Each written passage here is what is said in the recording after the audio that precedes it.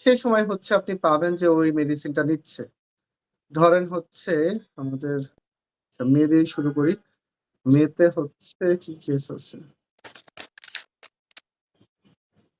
আমার মেতে হচ্ছে লিথিয়াম PCL টক্সিসিটি। হয়েছে। ধরেন হচ্ছে লিথিয়াম টক্সিসিটির পেশেন্টটা আসে হচ্ছে আপনার কাছে কোনো একটা ট্রেমর নিয়ে আসবে জি, অথবা হচ্ছে ওয়াকিং প্রবলেম নিয়ে।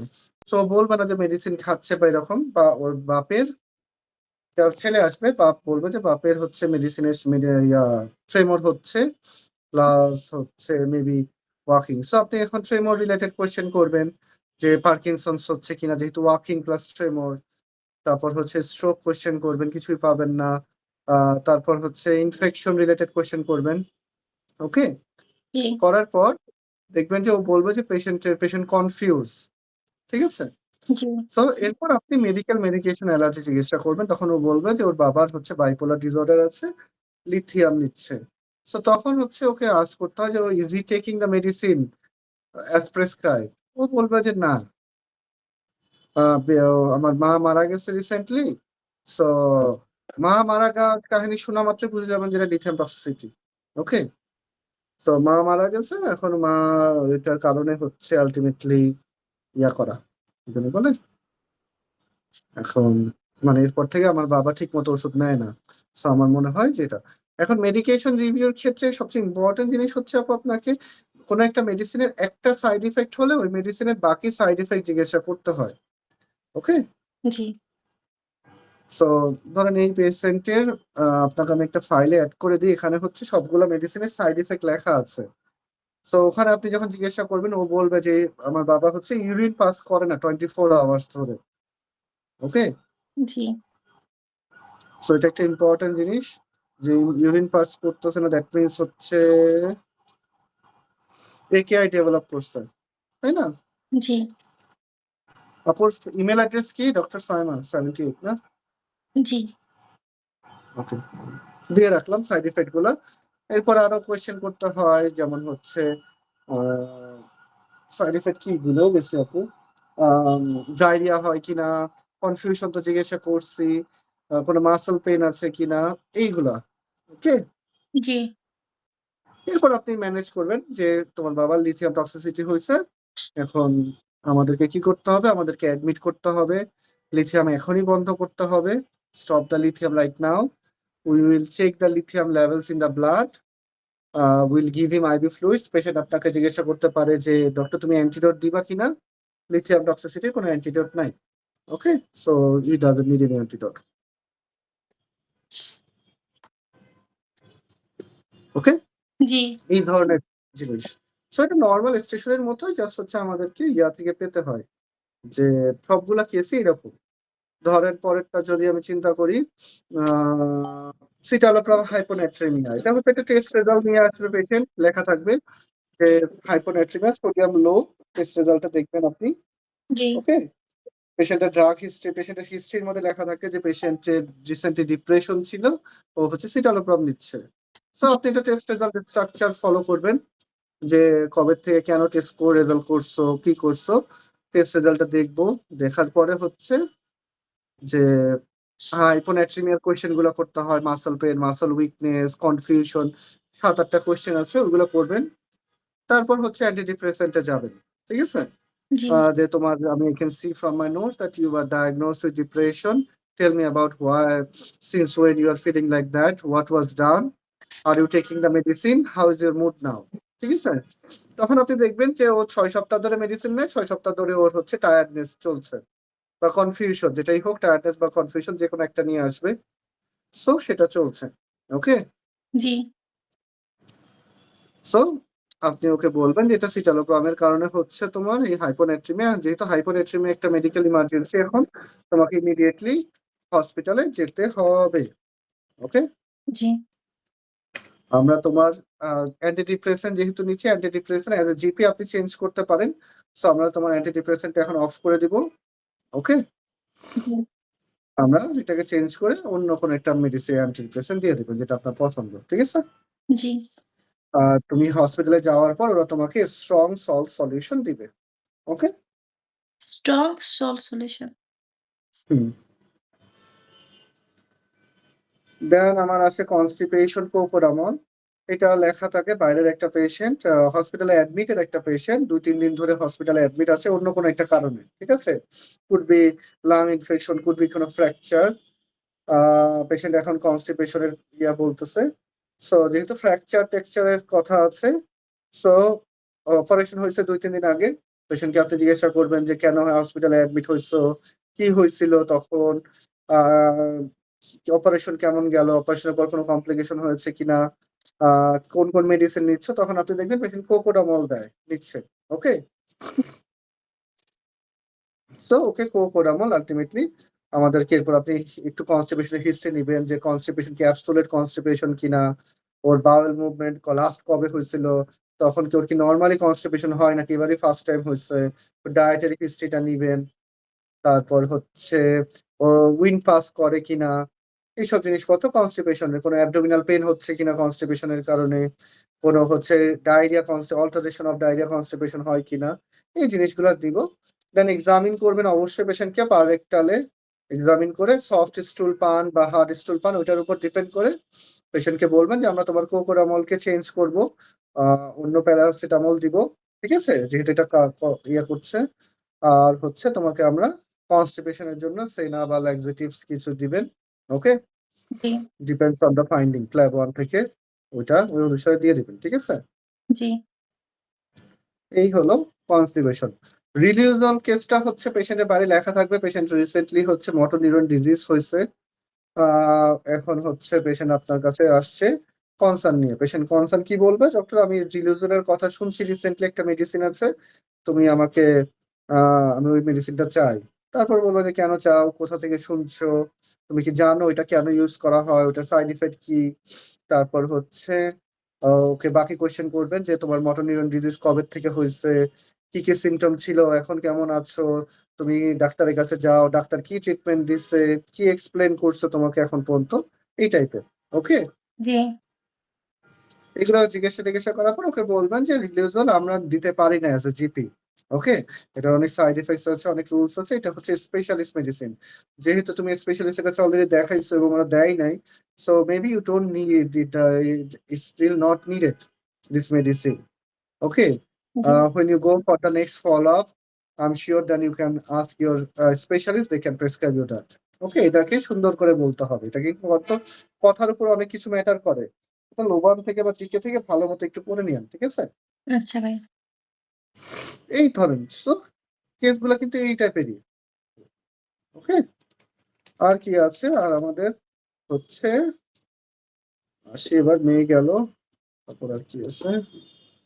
মে, এপ্রিলে আসি। এপ্রিলে কি আছে কেস? এপ্রিলে যদি বলি লিথিয়াম টক্সিসিটি সিটালোপ্রাম পড়ে ফেললাম। র‍্যামিপিল ড্রাই কাফ পেশেন্ট হচ্ছে ড্রাই কাফ নিয়ে আসবে।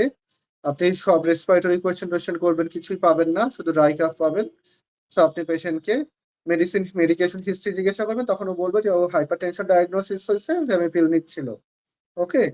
সো জি, কবে থেকে ডায়াগনোজ, ঠিক মতো নিচ্ছ কিনা, আর কোনো সমস্যা হচ্ছে কিনা র‍্যামিপিলের বাকি সাইড ইফেক্ট গুলো জিজ্ঞাসা করবেন। করার পর বলবেন যে এটা রেমিফিলার side effect. Don't worry, if you stop the medicine, it will improve. We will stop it and change it to some other medicine. Okay? জি,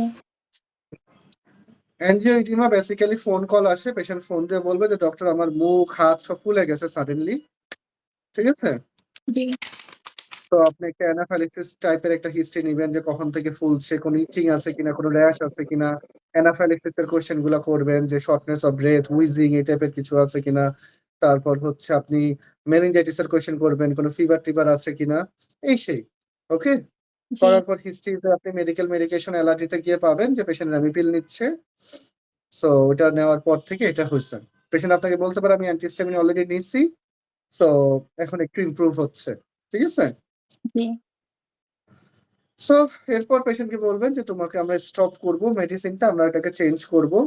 তুমি ইন ফিউচারে কোনো ডাক্তারের কাছে গেলে আমরা তো এটাকে লিখে রাখবো আমাদের খাতায় যে তোমার অ্যালার্জিক টু তুমি র‍্যামিপিল। সো এই পিল রিলেটেড কোনো মেডিসিন তুমি নিবা না।" ওকে? জি, আর আমি তোমাকে বলব একটু এএনএ তে যেতে। এএনএ তে ওখানে হচ্ছে ওরা তোমাকে ফার্দার দেখবে আর কোনো কমপ্লিকেশন হয়েছে কিনা।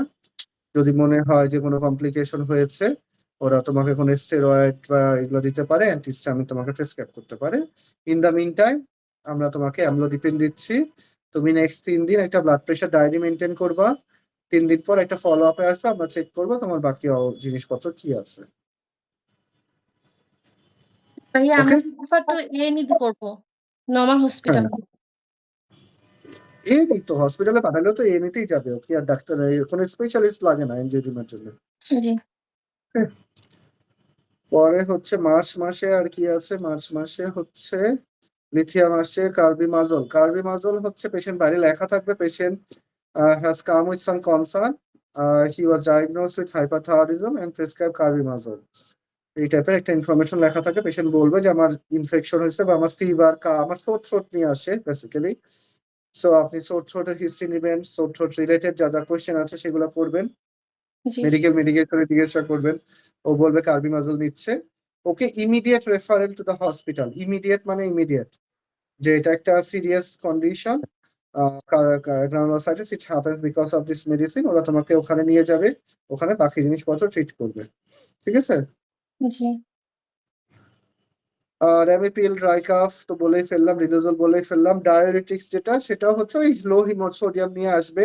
মেডিকেল হিস্ট্রিতে আপনি পাবেন হচ্ছে পেশেন্টের ডায়াবেটিক্স নিচ্ছে, সো এটা হচ্ছে পেশেন্টের হাইপোনাট্রেমিয়া হচ্ছে।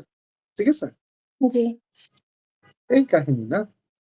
তো হাইপোনাট্রিমিয়া ট্রিটমেন্টটা ভাইয়া কি আইভি ফ্লুইড? আমি তো কোনো same strong salt solution hyponatraemia যখন আসবে, স্ট্রং সাথে সল্ট। সাথে মেডিসিন চেঞ্জ করে দিবেন, অ্যাডমিট করবেন হসপিটালে। জি। কিডনির জন্য যদি একেআই থাকে, যে ইউরিন পাস হচ্ছে না, ক্যাথেটার করবেন।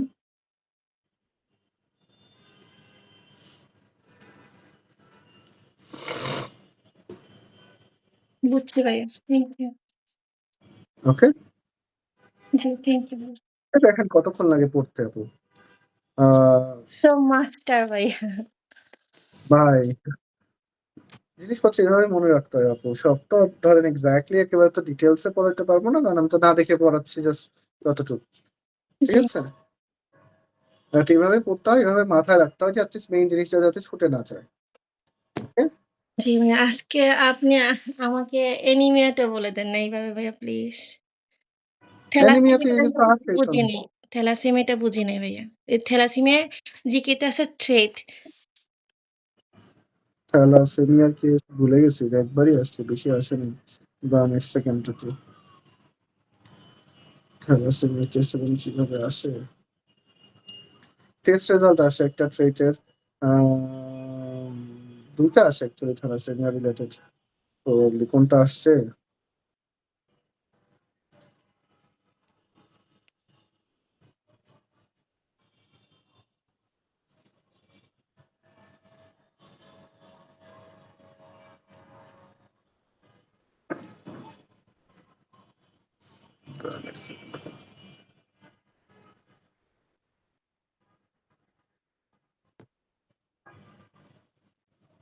থ্যালাসেমিয়ার একটা কেস আসে আপু, যেটা হচ্ছে টেস্ট রেজাল্টের ওয়েল ওমেন চেক আপে গেছে, haemoglobin low, MCV low, but হচ্ছে আয়রন ফেরিটিন নর্মাল থাকে। ঠিক আছে? জি। সো ওকে বলতে হবে যে I feel that you are having thalassaemia trait. Family হিস্ট্রিও জিজ্ঞাসা করবেন যে কারো ব্লিডিং ডিসঅর্ডার আছে কিনা, এই আছে কিনা, সে আছে কিনা, এইসব জিজ্ঞাসা করবেন। কেন টেস্ট রেজাল্ট করছে সেটা এক্সপ্লোর করবেন। লো হিমোগ্লোবিনের অন্যান্য জিনিসগুলা হিস্ট্রি নিবেন, জিআই ব্লিডিং হচ্ছে কিনা, মেনোরেজিয়া হচ্ছে কিনা, কোনো আবলা, ব্রুইসেস, পারপুরা এইসব আছে কিনা, ক্যান্সারের কোয়েশ্চেন গুলা করবেন। সবকিছু নেগেটিভ পাবেন। ঠিক আছে? নেগেটিভ পাওয়ার পর হচ্ছে ওকে বলবেন ওর ফ্যামিলি হিস্ট্রি মনে পজিটিভ থাকে থ্যালাসেমিয়ার জন্য। ঠিক আছে? সো আপনি বলবেন যে আমরা, এটা হতে পারে যে একটা কারণ যে থ্যালাসেমিয়া, সেটার কারণে, যেহেতু তোমার সবকিছু নর্মাল আছে। ঠিক আছে? ডোন্ট ওয়ারি, আমরা তোমাকে হিমাটোলজিস্টের কাছে পাঠাবো। They will do specific test for thalassaemia. থ্যালাসেমিয়াটাকে এক্সপ্লেন করতে হয়, যে থ্যালাসেমিয়া কি, জেনেটিক্যাল কন্ডিশন, এই সেই হিজিবিজি। ওকে? ওরা জেনেটিক টেস্ট করবে হেমাটোলজিস্টরা। ওকে? জি। ফার্দার কোনো কোয়েশ্চেন আপু? না বুঝছি এখন। আমার কোন থ্যালাসেমিয়া ট্রিটেড আছে? এই হচ্ছে কাহিনী আপু। ক্লাসে একটু ইম্পর্টেন্ট না আসে না বেশি একটা। অনেকদিন পর আসছিল মনে হয় ক্লাস এই সময়। তাও পড়ে যান। জি। এই হচ্ছে জিনিস। কালকে কখন দিছি টাইম আপু? কালকে তো ১২ তারিখ ১০:৩০ দিছেন। ১০ টায় দেন ভাইয়া। কারণ ১১টা থেকে তো আমার আ লোবানে ক্লাস। মনে শুরু করবে না লেবার। আ কয়েকটা কেস আপনাকে আমি লিখে দিচ্ছি। যখন পড়াবে এটাকে খুব সুন্দর করে লিখবেন। ওকে? আমি কয়েকটা কেস আমার দরকার। খুব সুন্দর করে লিখবেন, আমাকে ছবি পাঠাবেন। তো হচ্ছে নতুন একটা আই কেস আসছে যে লাং ক্যান্সারের হিস্ট্রি ওটারে ও কি বলে আমি শুনতে চাই।